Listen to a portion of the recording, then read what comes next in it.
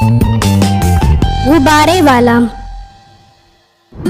पुराने वक्तों की बात है, मेहमानपुर गांव में एक गुब्बारे बेचने वाला रहता था।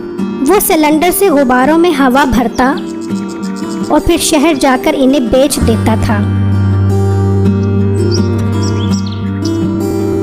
उसी गांव में मीठा नामी एक आदमी भी रहता था।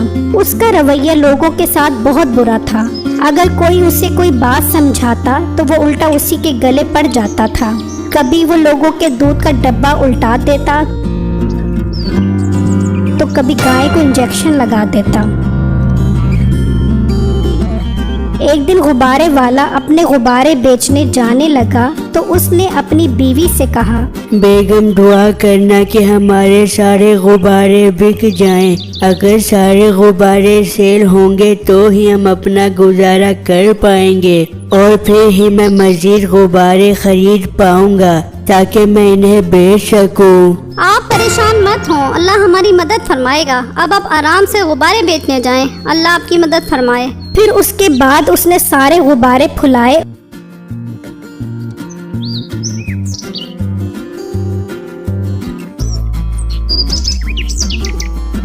और अपनी साइकिल पे बैठा और वहाँ से चला गया और सोचने लगा, यार आज तो मैं स्कूल के पास जाकर खड़ा हो जाता हूँ, ये सारे गुब्बारे बिक जाएंगे। ये कहकर गुब्बारे वाला उसी स्कूल के पास जा खड़ा हुआ और आवाज लगाने लगा, गुब्बारे ले लो गुब्बारे, रंग बिरंगे गुब्बारे, मोटे मोटे फूले हुए गुब्बारे। ये सुनकर दो बच्चे उस गुब्बारे वाले के पास आए और उससे एक एक गुब्बारा ले लिया।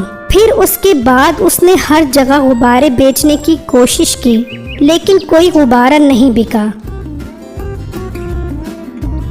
और वो थक हार कर अपने गुब्बारों के साथ घर आ गया। बेगम आज तो 2 ही गुब्बारे बिके हैं, अब कल बाकी गुब्बारे बेचूंगा फिर ही घर का गुजारा चलेगा। फिर रात हुई तो गुब्बारे वाला और उसकी बीवी सो रहे थे कि मीठा चुपके से उसके घर के पास आया और सुई से उसके सारे गुब्बारे फोड़ दिए और वहां से चला गया। सुबह हुई तो वो गुब्बारे वाला बाहर आया तो देखकर हैरान रह गया कि उसके सारे गुब्बारे फटे हुए थे। गुब्बारे वाला परेशान हो गया कि ये किसने किया है और अब मैं अपना घर कैसे चलाऊंगा। फिर गुब्बारे वाला अपनी बीवी के पास आया, बेगम किसी ने रात को मेरे सारे गुब्बारे फोड़ दिए हैं, मुझे समझ नहीं आ रहा कि अब हमारा गुजारा कैसे होगा। अब तो मेरे पास और मजीद गुब्बारे खरीदने के लिए पैसे भी नहीं हैं। ये सुनकर उसकी बीवी बोली, हाय अब क्या होगा, हमारा क्या बनेगा।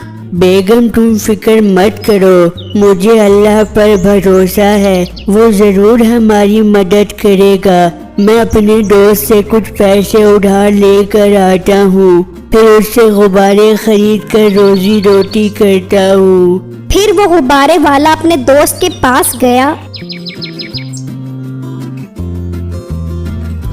और उसे सारा माजरा बताया। ये सुनकर उसका दोस्त बोला, देखो यार मैं पैसे तो दे रहा हूँ लेकिन मुझे टाइम पर वापस कर देना।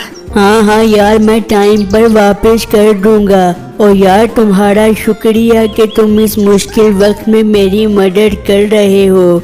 देखो मुश्किल वक्त में ही एक दूसरे के काम आना चाहिए, यही हमारा फर्ज है। और मुझे शक है एक बंदे पर, वही ऐसी गंदी हरकतें करता है। यार तुम्हें किस पर शक है, मुझे बताओ, मैं जाकर उससे बात करता हूँ। अभी तुम उसको छोड़ो और जाकर गुब्बारे खरीद लो, उसका मैं पता लगा लूंगा। ये सुना तो वो गुब्बारे वाला वहाँ से चला गया।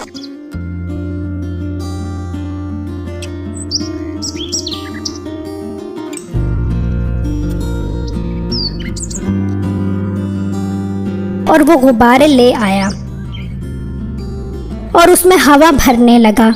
पैसे उधार पकड़ने और गुब्बारे खरीदने में काफ़ी टाइम हो चुका था और इसी में सारा दिन गुजर गया और रात हो गई। अब गुब्बारे वाले का सारा माल तैयार हो चुका था। फिर उसने अपनी बीवी से कहा, बेगम शुक्र है मालिक का, सारे गुब्बारे तैयार हो चुके हैं। अब मैं कल जाकर इन्हें बेच दूंगा और मेरा दोस्त मुश्किल वक्त में मेरे काम आया है, मैं उसका एहसान मंद रहूंगा। हाँ आप ठीक कह रहे हैं। बेगम मैं अब सोता हूँ, सुबह जल्दी काम पर भी जाना है। ये कहकर वो गुब्बारे वाला सो गया। फिर आधी रात को वही मीठा उसके घर के पास आया और कहा, तो ये गुब्बारे वाला आज फिर बड़े मोटे मोटे गुब्बारे फुलाई खड़ा है, अभी हवा निकालता हूँ इसकी भी और इसके गुब्बारों की भी।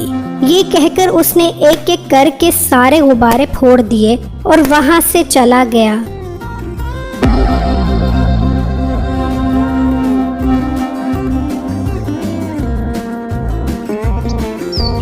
सुबह गुब्बारे वाला उठा तो उसने देखा कि सारे गुब्बारे फटे हुए हैं।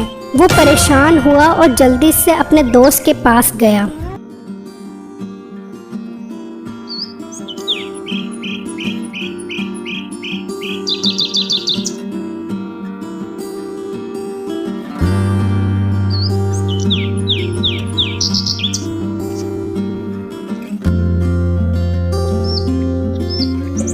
भाई आज फिर मेरे सारे गुब्बारे फूट गए हैं। कोई आज फिर मेरे सारे गुब्बारे फोड़ गया है, मैं क्या करूं? हाँ अब तो कुछ करना ही पड़ेगा, मुझे पता है ये किसका काम है। भाई आप चलो ना मेरे साथ उसके पास, मैं उससे बात करूंगा कि हम गरीब लोगों को तंग ना करे। चलो ना मेरे साथ। ये सुना तो उसका दोस्त उसके साथ मीठे के पास पहुंचा। देख बेटा, मुझे पता है कि तुम ही इस गरीब के गुब्बारे फोड़ते हो, क्योंकि ऐसे गंदे काम तुम ही कर सकते हो। ये सुनकर मीठा बोला, अरे ओ रांगड़ी, तुझे शर्म नहीं आती? एक शरीफ और मासूम इंसान पर इल्जाम लगाता है। बेटे शरीफ, और तूने अपनी शक्ल देखी है? लोगों को तंग कर कर के तेरा क्या हाल हुआ है। देख भाई, मेरे साथ ज्यादा बहस मत कर और यहाँ से दफा हो जा। मैंने इसके गुब्बारे नहीं फोड़े। बेटे वो तो पता चल जाएगा कि किसने गुब्बारे फोड़े हैं। ठीक है, जाकर अपने जादू मंत्र से पता लगा ले कि किसने इस मोटे गुब्बारे के गुब्बारे फोड़े हैं। ये सुनकर उसका दोस्त बोला, ठीक है, जो ये काम करे उसका मुंह काला हो जाए। गुब्बारे वाला और उसका दोस्त वापस आए और उसके दोस्त ने कहा, यार तुम ये पैसे लो और जाकर गुब्बारे ले आओ, और मैं भी पोटाशियम केमिकल लेकर आता हूँ।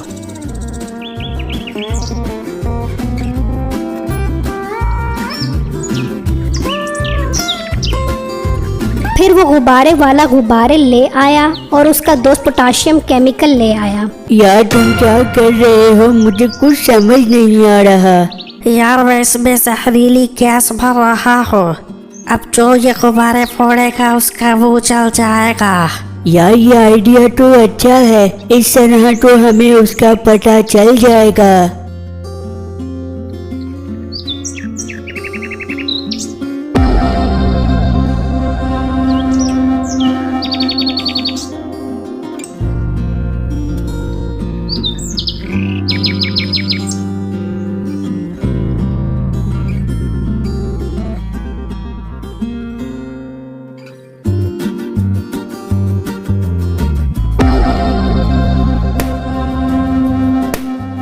फिर रात हुई तो वो गुब्बारे वाला जाग रहा था कि अचानक गुब्बारे फूटने की आवाज आई।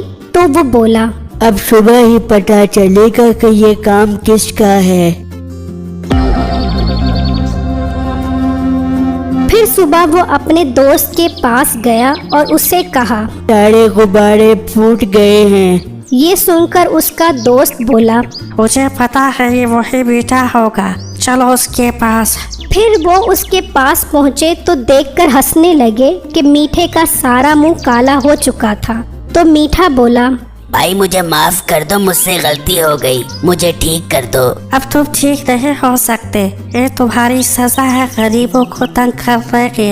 अब मीठे को उसके किए की सजा मिल चुकी थी। मेरी इस वीडियो को लाइक और मेरे चैनल को सब्सक्राइब ज़रूर कीजिएगा और मुझे कमेंट बॉक्स में ज़रूर बताइएगा कि आपको मेरी स्टोरी कैसी लगी। शुक्रिया।